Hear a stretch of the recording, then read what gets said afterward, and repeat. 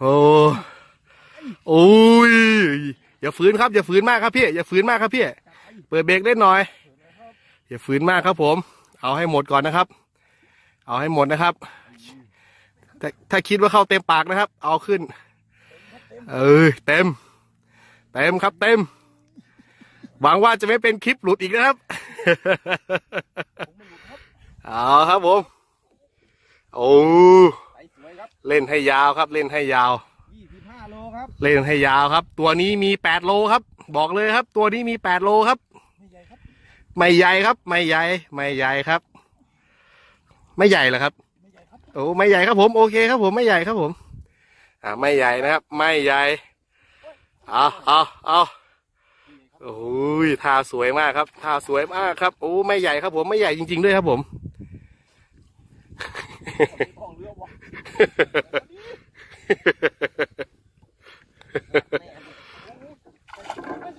ไม่ใหญ่แล้วครับพี่อย่าไปเอาไอ้สายใก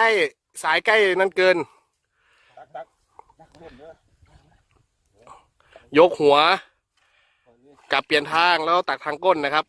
ดูนะครับ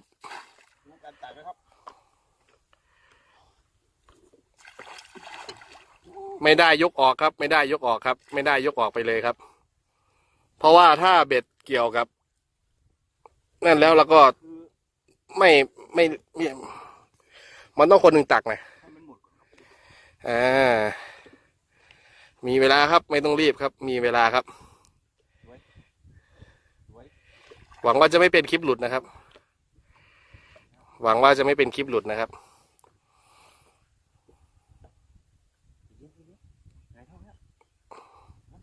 เนี่ยนี่คือหมดแล้วนะครับนี่คือหมดแล้วนี่คือหมดแล้วนะครับนี่คือปลาหมดนี่คือวิธีการ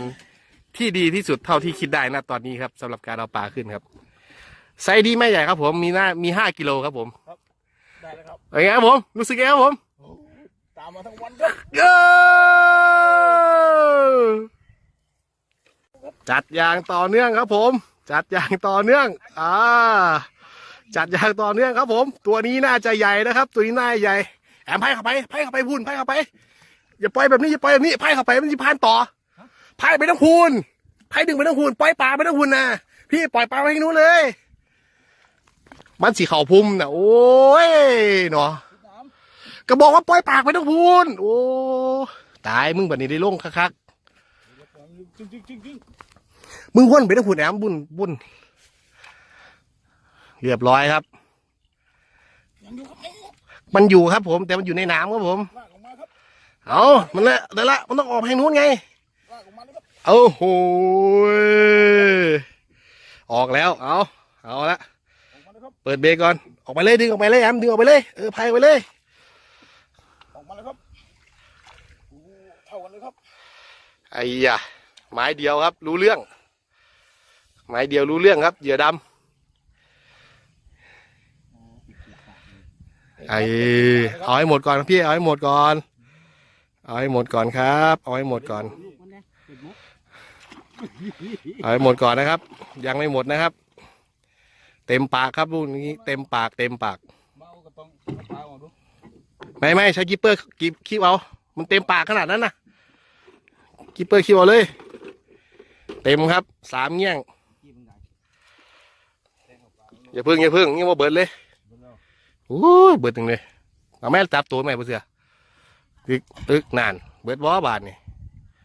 มันยังไม่หมดโอ้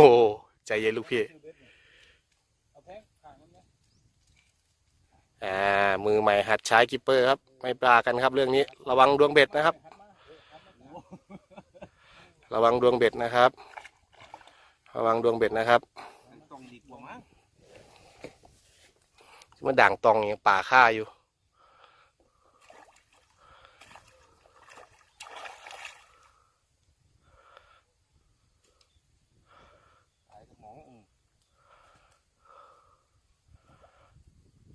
เอาครับ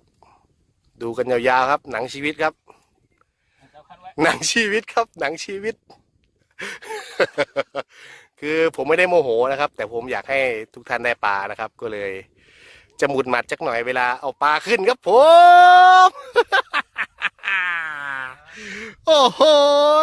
2 ตัว สุดยอด เย้อ้าวดิโป้ดอย ดูครับดูครับผมชมครับผมชมลายปลานะครับเอียงซ้ายไปขวาครับผมโอเค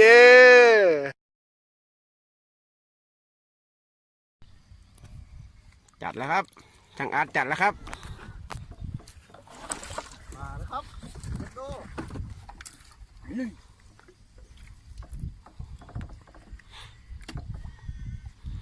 ไตตักปลาได้ไต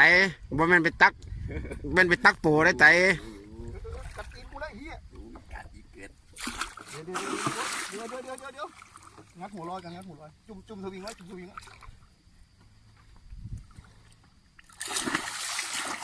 โอ้ยกูว่าอยู่บอกจุ่มสวิงไว้ จุ่มไปแล้วเขา จุ่ แล้ ม ว ไว้เฉยหนุ่มลากเข้าไปเอง โอ้ยทิพหายเลย